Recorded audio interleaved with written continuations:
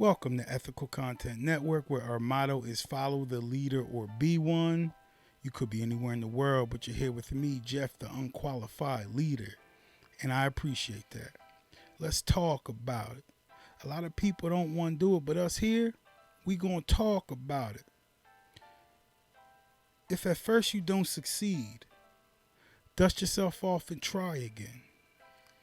Dust yourself off and try again. Try again. Try again.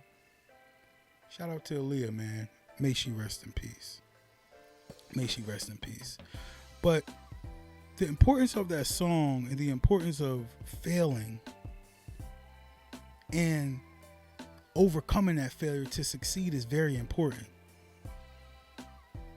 Is it guaranteed that you're going to succeed if you keep trying and keep trying and keep trying? I probably wouldn't say it's guaranteed. Definitely tell you this, it's guaranteed you fail if you don't keep trying. So, with that being said, what I'm going to do today is just show you all a couple different people, a few people. What, a couple's two, a few's three? A little more than a few people who most of you will know. Some of you will know all. Some of you will know none. Some of you will know some. And that at one point they would be considered a failure or they failed publicly, most of them. However, they stuck to it and they eventually became successes. You see,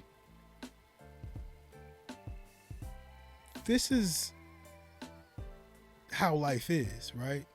Most of the time, not all the time, there are exceptions, but most of the time, there has to be something that separates the people that are great and the people that are average. The people that have abundance and the people that don't. Now, this is not concrete. Some people are just not meant to have, right? However, I will come to you today and say, most of us, me included, I've been the average before. I've been the less than average, the less than stellar, because I've started something, a few things, and I just haven't stuck to it. It got a little hard. I didn't see the results I wanted, and I said, you know what? Screw it. I'll go do something else. But that's not what makes you great. What makes you great is you have a vision and you run through that wall until the bricks give way. So let's look at a couple of these people. I'm not going to talk your head off anymore. Let's look at a couple of these people who are way more famous and more successful than me. But just follow along.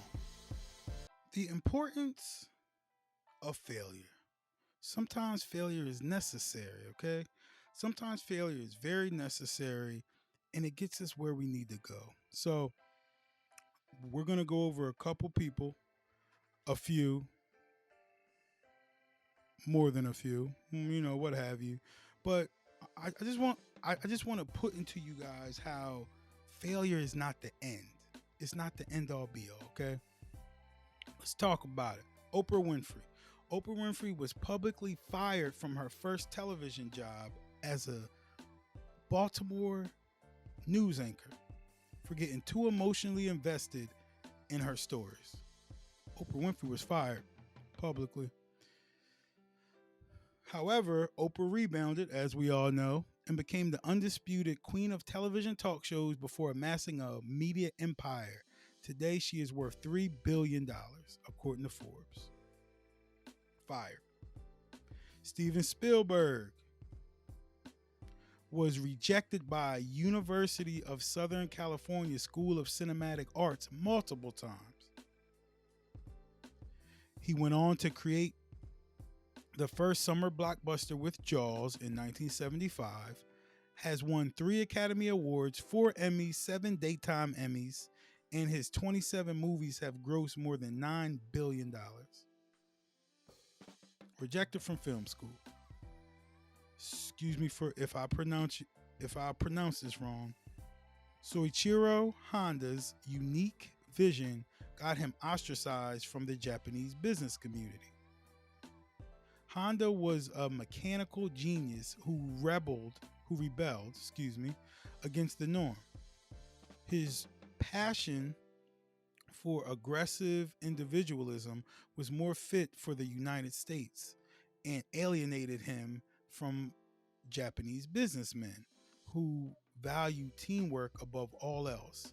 Honda then boldly challenged the American automotive industry in the 1970s and led a Japanese automotive revolution. Honda. I mean, come on, man. Sir Isaac Newton's mother pulled him out of school as a boy so he could run the family farm. He failed miserably. He was trash at it.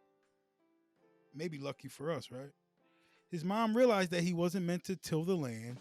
She let Newton finish his basic education and was eventually persuaded to allow him to enroll in Cambridge University. Newton went on to become one of the greatest scientists of all time, revolutionizing physics and mathematics. Was pulled out of school to till the land. Vera Wang failed to make the 1968 U.S. Olympic figure skating team. Then she became an editor of Vogue. She won, right? But was passed over for the editor-in-chief position. She began designing wedding gowns at age of 40, and today is one of the premier designers in the fashion industry with a business worth over $1 billion. Thomas Edison's teachers told him he was too stupid to learn anything. What are we talking about? Edison went on to be fired from his from his first two jobs for not being suitably productive. Thomas Edison. Edison went on to hold more than 1,000 patents and invented some world-changing devices like the phonograph, practical electrical lamp, and a movie camera. Sidney Poitier. When Sidney Poitier first auditioned for the American Negro Theater, he flubbed his lines and spoke in a heavy Caribbean accent, which made the director angrily tell him to stop wasting his time and go get a job as a dishwasher. Nothing wrong with a job as a dishwasher, by the way. Poitier worked on his craft and eventually became a hugely successful Hollywood superstar. He won an Academy Award for the Best Actor, Lilies of the Field, in 1963, and helped break the color line barrier in the American film industry. Let's go back. Director said he was trash. Come on, man. Einstein. As a child, Albert Einstein had some difficulty communicating and learning in a traditional manner. Einstein. He went on to win the Nobel Prize in Physics for the discovery of the photoelectric effect, and his special theory of relativity corrected the deficiencies of Newtonian physics. Couldn't learn like the rest of us, I guess, right? Listen, if Einstein not learning like the rest of us gets him here, I mean, can I start over? Sorry. Vincent van Gogh. Vincent van Gogh sold only one painting, The Red Vineyard, in his life, and the sale was just months before he passed. If he had given up on his artistic career after it proved to strain his financial and emotional well-being, the art world would be missing hundreds of paintings from a true master. Harrison Ford. After Harrison Ford's first small movie role, an executive took him into the office and told him he never succeed. I mean, what are we doing here? In the movie business,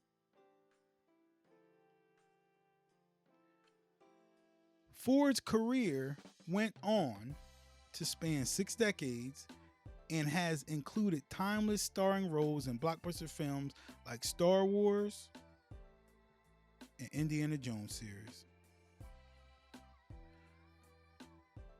Stephen King grew so frustrated over his attempt to write the novel Carrie that he threw away the entire early draft.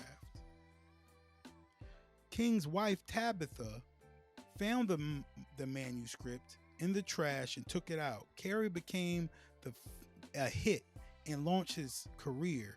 His novels have sold over 350 million copies. Last but not least, Mr. J to the Z. He couldn't get a record label to sign him. Couldn't get any record label to sign him. I went to every record label and they was like, this guy is terrible. He's nothing. Jay told MTV News prior to the release of Blueprint. The Blueprint 2001.